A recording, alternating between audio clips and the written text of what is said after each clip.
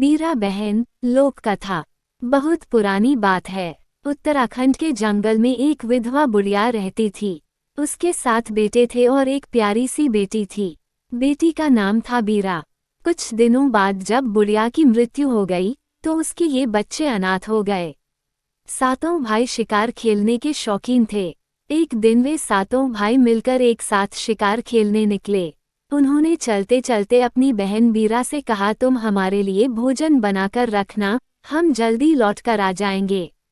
भाइयों के जाने के बाद झोंपड़ी में बीरा अकेली रह गई। बीरा ने आग जलाकर खीर बनाना शुरू कर दिया। थोड़ी देर बाद खीर उबलकर चूल्हे में गिर गई। इससे आग बुझ गई। बीरा बहुत परेशान हुई। उसके पास माचिस भी नहीं थी, वह आग कैसे जलाती? उसके आसपास कोई घर भी नहीं था। अब वो आग कहाँ से मांग कर लाए?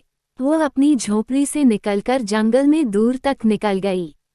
देखने लगी कि कोई घर मिले तो वहां से आग मांग ले। चलते चलते उसे एक बड़ा सा मकान दिखाई दिया। उसने मकान के सामने जाकर उसका दरवाजा खटखटाया। दरवाजा एक औरत ने खोला। औरत ने बीरा को देखकर कहा, तुम यहाँ से चली जाओ, ये राक्षस का घर है, वो अभी आने वाला है, तुम्हें देखेगा तो तुम्हें खा जाएगा। बीरा ने कहा, बहन मुझे थोड़ी सी आग चाहिए, खाना बनाना है, बड़ी जोर की भूख लगी है। वो औरत राक्षस की पत्नी थी, लेकिन जब बीरा ने उसे बहन कहा तो उसे बीरा पर दया आ गई। उसने बीरा को जल्दी से थोड़ी सी आग दे दी।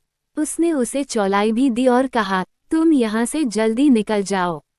ऐसा करना कि रास्ते में इस चौलाई के दानों को गिराती जाना।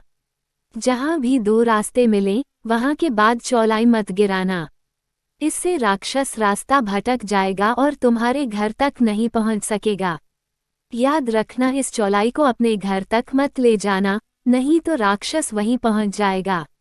बीरा अपने साथ चौलाई ले गई और उसके दाने रास्ते में गिराती गई। वह जल्दी जल्दी जा रही थी। वह राक्षस की पत्नी की बात भूल गई। उसने पूरे रास्ते पर चौलाई के दाने गिरा दिए। कुछ दाने अपने घर तक भी ले गई। जब राक्षस अपने घर लौट कर आया तो उसे मनुष्य की गंध आने लगी। वह समझ गया कि आज जरूर कोई मनुष्य मेरे घर आया है। उसने अपनी पत्नी से पूछा, आदमी की गंध आ रही है, क्या कोई आदमी हमारे घर आया था? उसकी पत्नी ने कहा, नहीं तो, यहाँ तो कोई नहीं आया। राक्षस ने अपनी पत्नी को पहले तो खूब डांटा, फिर मारना पीटना शुरू कर दिया। डर के मारे उसकी पत्नी ने राक्षस को बीरा के आने की बात बता दी। सुनते ही वह राक्षस बीरा की तलाश में निकल पड़ा। वह चौलाई के बीज देखता हुआ बीरा की झोपड़ी तक पहुंच गया। झोपड़ी में बीरा अकेली थी। तब तक उसके भाई नहीं लौटे थे।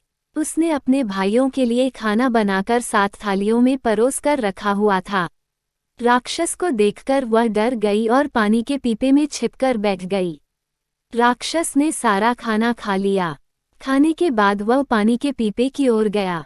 सारा पानी पीने के बाद उसने खाली पीपे में बैठी बीरा को पकड़ लिया। वह बीरा को जीवित निगल गया। खा पीकर राक्षस झोपड़ी के दरवाजे पर सो गया, क्योंकि उसे बहुत जोर की नींद आ रही थी। जब बीरा के भाई लौटकर आए तो उन्होंने राक्षस को दरवाजे पर सोते हुए पाया। उन्होंने देखा बीरा घर में नहीं है। वे समझ गए कि जरूर इस राक्षस ने हमारी बीरा बहन को खा लिया है। उन्होंने तुरंत राक्षस के हाथ पैर काट डाले, फिर उसका पेट फाड़ दिया। राक्षस मर गया और उसके पेट से बीरा भी निकल आई। इसके बाद वे भाई बहन सुखपूर्वक रहने लगे। जब भी वे कभी बाहर जाते तो कोई ना कोई भाई बीरा के पास जरूर रह जाता था।